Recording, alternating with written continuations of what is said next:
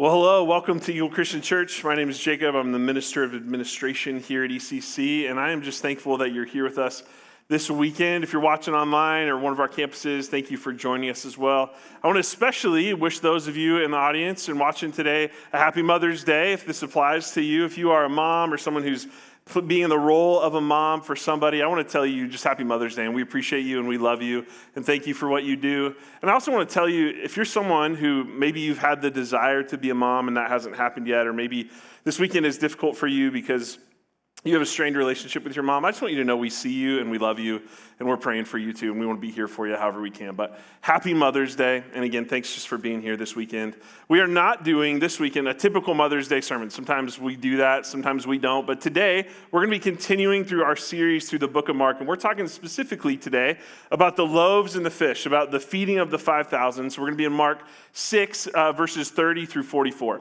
And I just want to ask you before we really get into it, like, this is a story, if you grew up in church, that you have probably heard 100 times. This is one of the most incredible stories in the entire New Testament, especially of Jesus' ministries. It's a powerful moment for him, and this is a story that we know well. And sometimes with stories that we know really well, sometimes we kind of allow them to lose their impact. So think in your mind for just a second, like, what is the greatest story that you've ever heard? What is the best story that you've ever known? There might be 100 different ones. There might be a book or a movie or a story that someone told you that really stuck out in your mind. When I think of this, actually, I think of my dad. And my dad, when I was growing up, we watched Star Wars together. And I remember my dad telling me, like, he was in the theater when he discovered that Luke was Darth Vader's son, right? So spoiler alert, if you haven't seen it, I'm really sorry. But he remembered that moment. He was like, I could not believe it, right? Like when you find out and you're sitting in the theater, you have no idea it's coming, and all of a sudden Darth Vader says, "I am your father." That's like a mind-blowing moment. But then you watch Star Wars for another 50 times, and you're like, well, it's a great movie. Like, this is still a good story. But that moment kind of loses its power because you know what's coming. Well, this story is one of those, again, it can do that sometimes. It can just kind of lose its luster. And so as we read it today, if you are someone who's grown up in the church or you've heard this story a lot of times, I want to just challenge you to read it with new eyes or hear it with fresh ears. And imagine that you're hearing this story for the first time, and think about the wonder and awe that the people who were experiencing this story really felt. And so the feeding of the 5,000, the loaves and the fishes, Mark 6, 30 through 44. You can follow along on the screen or on your Bible, or you can read it on your phone, whatever you want to do. But here's what the story says. The apostles returned to Jesus and told him all that they had done and taught. And he said to them, "Come away by yourselves to a desolate place and rest a while. For many were coming and going, and they had no leisure even to eat. They went away in the boat to a desolate place by themselves. Now many saw them going and recognized them, and they ran there on foot from all the towns and got there ahead of them. When he went ashore, he saw a great crowd, and he had compassion on them because they were like sheep without a shepherd. And he began to teach them many things. And when it grew late, his disciples came to him and said, 'This is a desolate place, and the hour is now late. Send them away to go into the surrounding countryside and villages and buy themselves something to eat.' But he answered them, 'You give them something to eat.' And they said to him, 'Shall we go and buy 200 denarii worth of bread and give it to them to eat?' And he said to them, 'How many loaves do you have? Go and see.' And when they had found out, they said, 5 and 2 fish. Then he commanded them all to sit down in groups on the green grass. So they sat down in groups by hundreds and by 50s. And taking the 5 loaves and the 2 fish, he looked up to heaven and said a blessing and broke the loaves and gave them to the disciples to set before the people. And he divided the 2 fish among them all. And they all ate and were satisfied. And they took up 12 baskets full of broken pieces and of the fish. And those who ate the loaves were 5,000 men."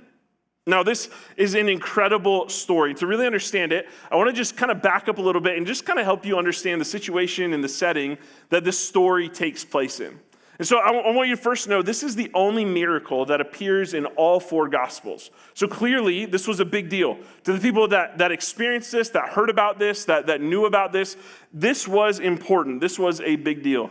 This happened probably in the spring. Mark tells us that the grass was green, which is a short time in the Galilee that the grass is green before the sun really comes out, the heat of the sun in the summer, and scorches the grass. So probably close to Passover, maybe within a month or so.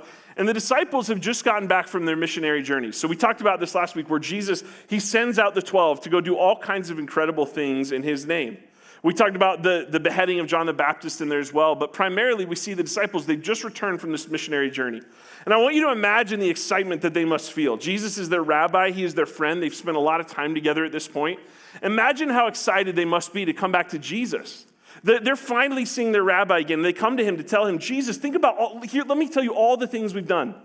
Let me tell you about this girl that we healed, or this woman that we healed, or this man that we told about the kingdom, or let me tell you about how we drove out demons in your name and we did all these miracles. Let me tell you about the incredible things that we saw. Imagine this group of friends coming back together. It would be a powerful and exciting time for them. And so Jesus looks at them and he says, I know you must be tired. So he says, let's go get in the boat and let's cross the Sea of Galilee here. And let's go away to a desolate place so we can get a little bit of rest. And so I want you to see the map here of the Sea of Galilee. If you've been there, you can maybe kind of picture it. But they're crossing from Capernaum to Bethsaida. So they're just kind of cutting across this top corner of the lake. But because so many incredible things have happened, there are crowds of people. So I'm not talking like paparazzi running along the lake. Like you might see a picture like that, like you see paparazzi chasing a celebrity taking pictures. There's not a small group of people here. There are thousands of people chasing Jesus and the disciples along the shore of the Sea of Galilee. And all they want to do is go rest. They're like, please, leave us alone. We're just trying to get over here to be alone, right? We want to tell Jesus about everything that we've done, but these people are following them. This is a pretty incredible scene. And as they make landfall, we see two really different responses. The disciples, they respond like this initially. This is after Jesus teaches them. It says it grew late, it's late in the day. The disciples come to Jesus after he's been teaching all day. They say, this is a desolate place. They're like, this is an awful place. The hour is now late, we're tired. Send them away. Get rid of these people, Jesus. We don't want to deal with them anymore. And I want you to notice that that's a very valid response, right? Like they're very tired. And they look at these people and they're like, we've just been doing this for a long time, Jesus. Just like get them out of here, please. And I think it's important to note how they respond because I think it's easy sometimes for us to respond to people the same way. Sometimes we think, man, I just want to be in my small group, right? I just want to sit alone and read my Bible. I don't want to do another training. I don't want to do another thing. I don't want to attend another thing. But we forget that people are the point. The disciples, they forget this. They're in their excitement and in their exhaustion. They're frustrated. They're annoyed. They're aggravated at these people, but they forget people are the point. And I think sometimes we forget that too. Sometimes we're like, I'd just rather study. I'd just rather listen. I don't really want to deal with those people. But that's the point. And Jesus, he gets that point because Jesus' response could not be more different. It says that Jesus responds, it says he went ashore and he saw a great crowd and he had compassion on them because they were like sheep without a shepherd. This word compassion, it literally means to have compassion or pity or deep empathy. It can be translated sometimes that his bowels yearned, which feels kind of weird for us, right? But in Hebrew thought, the bowels were the seat of emotion. So that would be like saying that his heart broke, that in his heart felt, it went out to these people. He saw them as sheep without a shepherd. They were lost. And so I want you to hear this too, just for a moment, if we just pause, that Jesus looks at us the same way. That sometimes I think it's easy to think Jesus responds to us like the disciples would, that he sometimes can get annoyed or frustrated, or he's like, again, seriously? But he doesn't. When Jesus looks at you, he looks at you with compassion, with deep empathy, because he cares for you, and he loves you, and he wants to be your shepherd.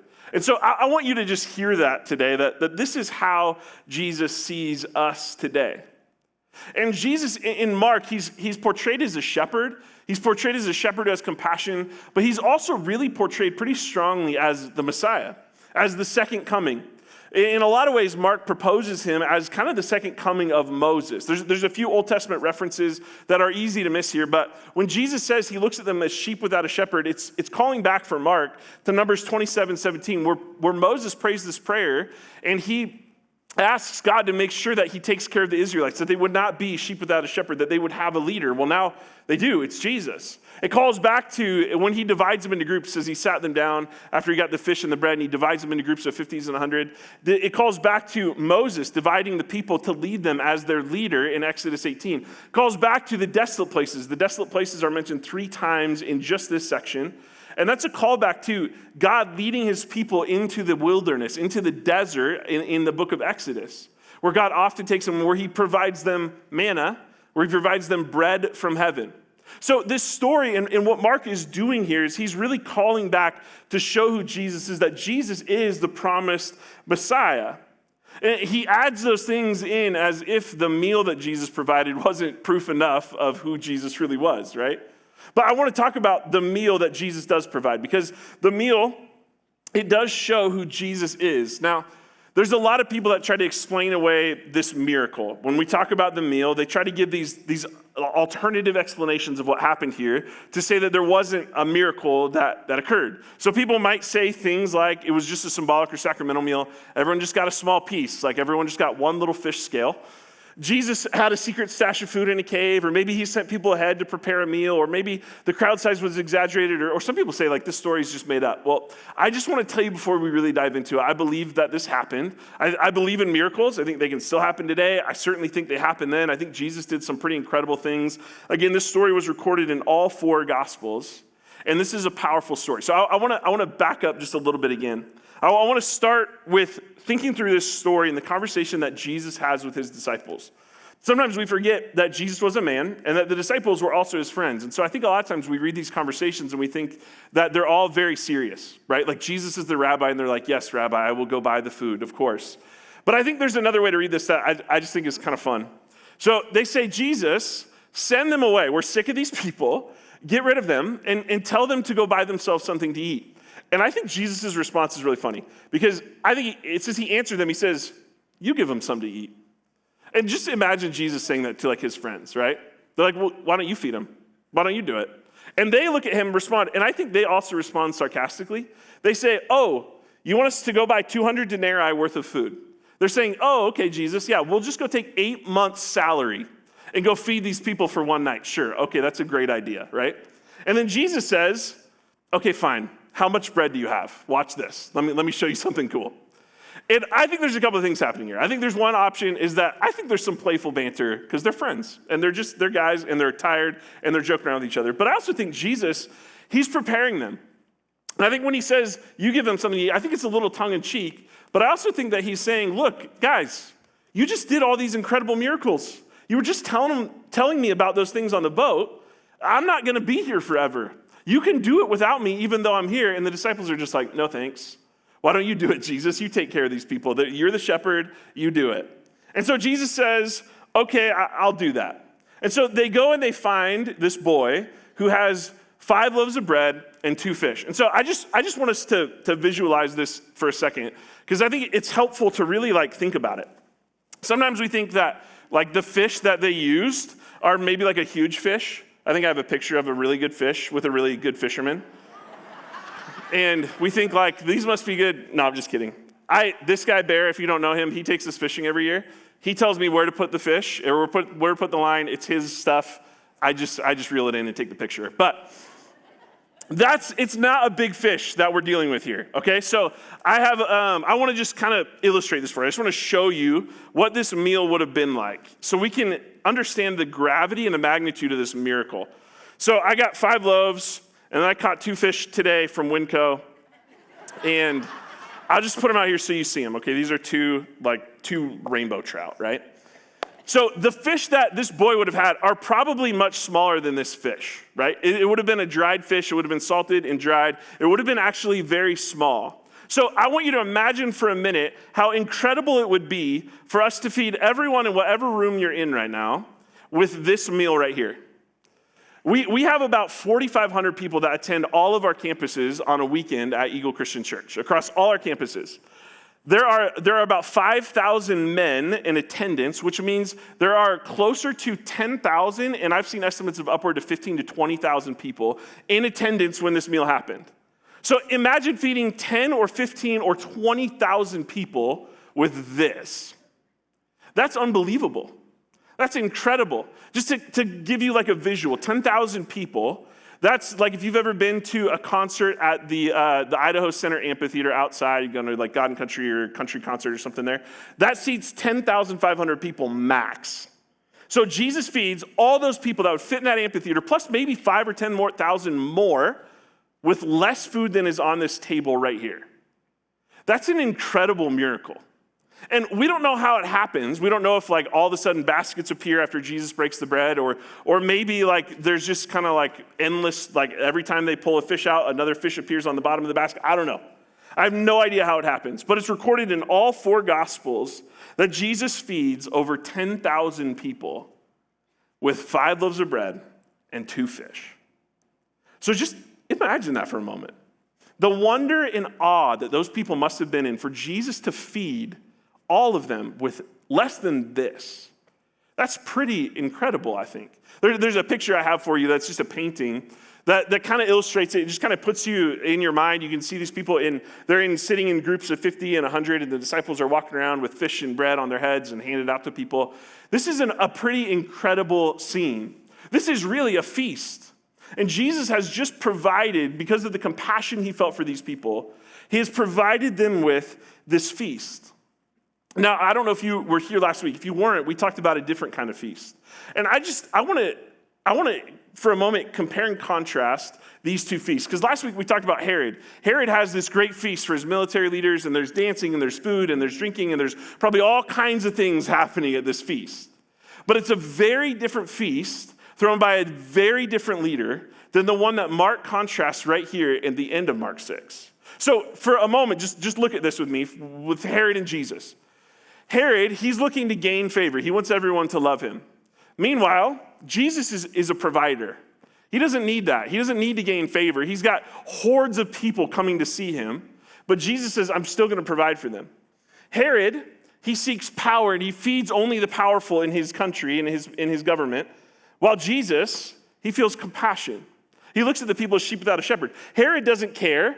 Jesus displays care. Herod is self-serving. Jesus is self-giving. Herod declares himself king, even though the Roman government told him, you cannot call yourself king. He still said, I'm going to be king. I'm calling myself King Herod. While Jesus, we actually see him reject political kingship. We see in John 6, as Jesus is explaining this miracle, right before he goes on to walk on water. So the same story in John chapter 6, which we're gonna look at John 6 for a little bit here. Jesus is explaining it. He's explaining what the miracle really meant. And it says in there that he left because he knew that the people were going to make him king by force. They were going to take him. This group of 10,000 people were going to take him and march him over to King Herod and make him king. And Jesus says, no, that is not what I've come to do. My kingdom is not an earthly political kingdom. And I think we see 2 different reactions of the crowd. Well, I'm sure the people at King Herod's crowd, I'm sure they loved it. I'm sure they were very excited about what was happening. But we actually see in Mark that he records no reaction of the people. There is very little recorded about what the people did. You would think they would be in awe, they would be in wonder, but Mark doesn't record that. Actually, all it says in Mark 6:42 is, and they all ate and were satisfied. They ate and were happy. So, hey, it's time to take a nap. We got our meal, we got our king up there, we're good. And what we see here is that Jesus is incredibly popular. But I think what Mark is showing, what John shows us when he tells the same story, is that popularity does not always equal commitment. That these people, they I think in some ways looked at Jesus and said, yeah, we love you because we love what you can do for us. But they weren't necessarily committed. We see that in John chapter 6, verse 26. Jesus, he's explaining this miracle. This is called the bread of life discourse. And one of the things Jesus says to the crowd, we're going to look at a lot of passages from John 6. Jesus says, truly I say to you, you are seeking me, not because you saw the signs, but because you ate your fill of the loaves. He says, you're not seeking me because you love me. You just like what I can do for you. You're not seeking me for who I am. You're just seeking me for the things I give. And I think that that's an important call to discipleship that Jesus makes for us. It's as if these people are saying, yeah, Jesus, we love you, we'll follow you, but if you stop taking care of my needs, if you stop taking care of my desires and the things that I want, then, maybe we'll go find a new king. And Jesus, he's challenging their hearts on this. He says, I say to you, you are seeking me not because you saw the signs, but because you ate the free bread. You like the things that I can give to you. But again, Jesus calls us to a much deeper discipleship than this. And Jesus, he talks a lot about the bread. And so I want to talk about the bread for just a moment too, because we don't always have a great concept of what bread meant to them then. And so we have a hard time understanding what Jesus is really saying here sometimes. So I want to just break this down and talk about bread for a moment. So Jesus, he challenges them. He says, you're only in it for the free bread. And then Jesus tells them exactly who he is. In John 6:35, he says, I am the bread of life. Whoever comes to me shall not hunger, and whoever believes in me shall never thirst. This is actually a really incredible claim that Jesus makes here. And when Jesus says, I am the bread of life, he's not saying, I have the bread of life. I can offer it to you. He says, I am the bread of life. I am what you need. You don't just need me for the free bread. You need me for me. You need to worship me for who I am. And bread in those times, when Jesus says, I am the bread of life, what we have to understand is bread was significant in those days. Bread actually came to symbolize life itself. Meat was a luxury. To have meat in those days was something that was rare. So when you sat down to have a meal, bread was at the heart of the meal. Bread was pretty easy to attain. It was pretty easy to get. So bread became the heart of the meal, and it came to symbolize everything that was needed for life. That's why Jesus, when he's praying the Lord's Prayer, he can say, give us today our daily bread. He's saying, give me today, give us today all of the things that we need to sustain us in our life, and give it to us daily. So bread represents all that is needed for life, and it represents, in a large part, God's sustaining of us, the way that he can sustain us. We see this in the Old Testament. In the tabernacle, there sat in the middle of it the table of showbread. And on the table of showbread, there was 12 loaves of bread. And every week, the priest would eat that bread, and then they would bake new bread and place it on there. And that bread, there was 12 loaves to represent the 12 tribes of Israel. But it reminded them of the way that God provided for them in the desert when they were wandering for those 40 years. And it reminded them that it was God who sustains them, that it was God who took care of them, that he provided for them. And I think it was also God's way of saying, I'm offering you a seat at my table. Well, we don't understand this idea either. Steve talks about this sometimes. We talk about this sometimes, that the idea of table fellowship was significant then. If you sat down to have a meal with someone in those days, it was a big deal. We'll invite anyone out to Starbucks or out for coffee or out to a meal. It doesn't necessarily mean much. But if you sat at a table with someone to eat with them, it meant you were throwing your hat in the ring with them. Like you claim them as one of your people. You are friends. In fact, sometimes as people were reconciling, if they had a broken friendship, they would have a meal together as if to say to the rest of the world, we're on good terms again. We're friends, and this is my person. I'm okay with them. If you were ratifying a contract or a covenant, often you would sit down with those people at a meal to say, I'm with you. This was a big deal. We see it, I think, even more clearly in Exodus 24. In the book of Exodus, we see God ascend on Mount Sinai, and there's this moment where God says, I am great, and I am mighty, and I am holy. He instructs Moses. He can't even come up to the mountain and see him. He says, shield yourself from the rock. I'm going to pass by, but you can't even look at me. He tells Moses to set up a perimeter around the mountain because he says, I am so holy, I'm on this mountain. If someone touches this mountain, they will die. There's this moment where God displays his majesty and his holiness. But then he instructs Moses to sanctify the people. He says, make a sacrifice and sprinkle the blood on the people as if he was atoning for their sin. That's what he was doing. And then he invites the leaders of Israel up to the mountain. Here's what it says. Moses and Aaron, Nadab and Abihu, and the 70 elders of Israel went up and saw the God of Israel. They saw the God of Israel. Under his feet was something like a pavement made of lapis lazuli, as bright blue as the sky. But God did not raise his hand against these leaders of the Israelites. They saw God, and they ate and drank. They saw him, Yahweh, and they eat and drink with him. This is what God is doing, and this is what Jesus is calling back to. Jesus says, I am the bread of life. What was at the heart of that meal? Probably bread. And now Jesus presents himself as the bread of life. So I want you to catch the relational aspect of that. That God invites you to his table, that Jesus, as he's saying this to the people, as he provides them with bread, he sits with them. He invites them literally to his table. It's a metaphorical table on a mountain, of course. But as they sit in groups with him, he feasts with them. He's relational with them. And God does the same thing for us. As Jesus says, I am the bread of life, it's an invitation to come and to sit at his table. But it's not just an invitation to sit, it's also an invitation to be sustained. Again, later in John 6, as he's explaining this miracle, Jesus says, the living Father sent me, and I live because of the Father, so whoever feeds on me, he also will live because of me. This is the bread that came down from heaven, not like the bread the fathers ate, the manna, and died. Whoever feeds on this bread will live forever. And there's this word life or live sprinkled all throughout this passage. Jesus calls himself the bread of life. And he's saying that he is the bread that will sustain. He's the heart of the meal.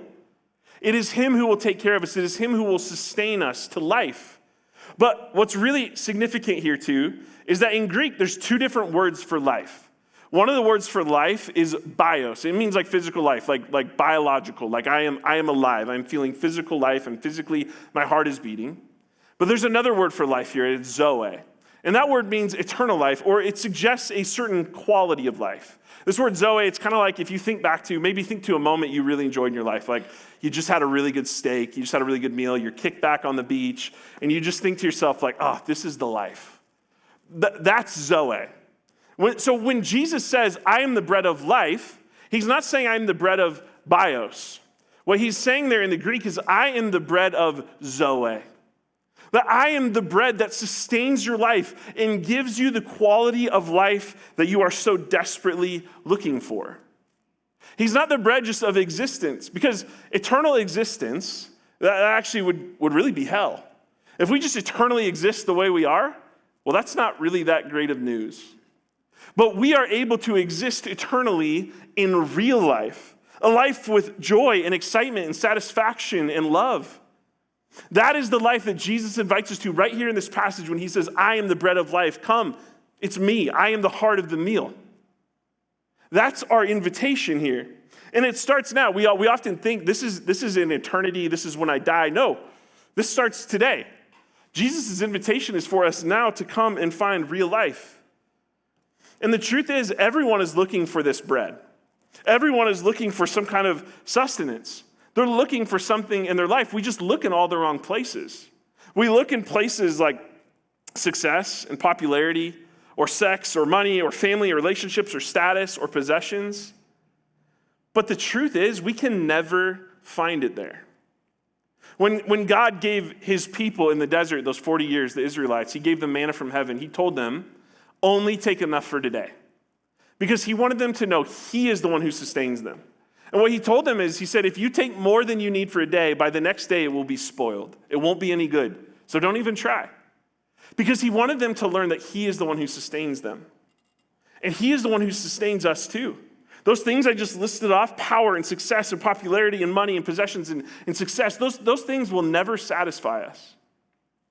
The most successful people I know, the wealthiest people I know will tell you, have told me, success always spoils. Money, wealth, it always spoils. It will never sustain you. It can maybe add something to your life, but it can never be the main source of love. It can never be the main source of joy and security. It will spoil like the manna did. The only thing that won't is the bread of life, the bread of Zoe. That's Jesus. He is the source. And he tells the disciples that, and the disciples we see at the end of Mark, if we go back to this Mark passage, they leave with 12 baskets of bread. Really, I think as a visual reminder to them of what they still didn't get. The crowd didn't get it. The disciples didn't get it. It tells us that next week we're gonna look at this passage after Jesus walks on water. It says the disciples had no idea what this miracle meant. They were lost in it. I think they probably missed some of the wonder and the awe and what it really meant. But Jesus gives them these 12 baskets, one for each of them. Really, I think to remind them who he is. And he reminds us today too. And he gives us an invitation to accept him as the bread of life. And I think there's two groups that we probably fall into today. I think there's one of them is the disciples and one of them is the crowd. The disciples are these guys who, they're all in on Jesus. But there's moments where it comes and they're annoyed with the work that comes with following him. They forget that people are the point. They look at Jesus and they're like, seriously? Can we just not? Can I just sit with you alone, please? And Jesus is like, no, I've got work for you to do. And so I think if you've been in church for a long time, I want to challenge you to consider, how do you respond when Jesus puts people in your way? When he puts people that you need to respond to, things that you need to do, how do you respond? Do you say, I'm too busy, I don't have time, this is not a priority? Or do you see the wonder and awe of what God can do in your life and allow him to use you? Do you allow him to work in your life? Maybe you're one of those in the crowd, and maybe you're in this point right now where you're saying, I'm in it. I love what God has done in my life. But you have to consider, are you in it just for the free bread? Are you in it just because of what Jesus can do for you? I love Jesus when he does what I want, when my desires are fulfilled, when I get what I like. But are your desires aligned with his? Do you worship him? Do you follow him because of who he is, or just because of what he can do for you? I think there's 3 questions we have to consider as we walk away from this miracle. Number 1 is, how do you respond? Do you respond with awe and wonder? And then, who is Jesus to you? Is he the Savior for you? Or is he just the guy who gives you free bread? And then I think, what will you do? What will you do with this? What will you do with this call, this invitation to Zoe, to life in abundance, to real, honest, true life like it was intended to be? We can respond to this miracle, we can deny it, we can ignore it, or we can embrace it, knowing that God can do even more in our lives, that he is a God who can do miracles, and we can follow God no matter what. But I think if you're willing to embrace it, if you're willing to embrace this miracle, if you're willing to embrace Jesus as the bread of life, as the bread of Zoe, then I think you'll find in that embrace is the invitation to move from simple existence, from bios, to Zoe. There's an invitation as Jesus as the bread of life to move from existence to life. So what will you do with him? What will you do with the bread of life? Let's pray. God, we love you. And God, I thank you that you do miracles, that you do incredible things in our life. But God, today, help us to worship you for who you are. Help us to worship Jesus for who he is, to worship him because he is the bread of life. He is the provider and the one who can sustain us. So God, help us to cast off all other things, the things that don't sustain us, the things that won't last, and help us to worship Jesus for who he is today. We love you, and we pray this in your name. Amen.